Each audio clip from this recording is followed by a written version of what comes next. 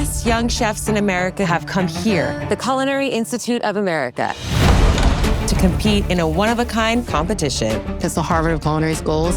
Feels like Hogwarts for cooking. Inside real CIA kitchens, Push, let's go, push, push. they will be put through a series of grueling tests to earn $500,000. Wow. I've worked 11 Michelin star restaurants.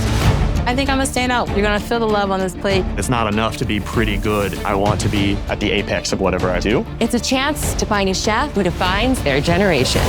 If you're looking for a new Anthony Bourdain, I am available. You guys have 2 hours. Starts now.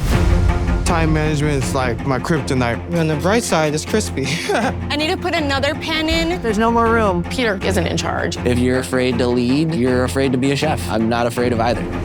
Some of the biggest names in the culinary world are going to very quickly weed out the people who will not survive. Your emotions go down, your food's gonna go right down with it. There is no way I would not be nervous walking up to this table. I'm sorry, it was disgusting. I couldn't eat it. Oh my God.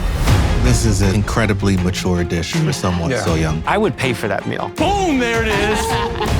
It's more than a competition. Whoa. Bang.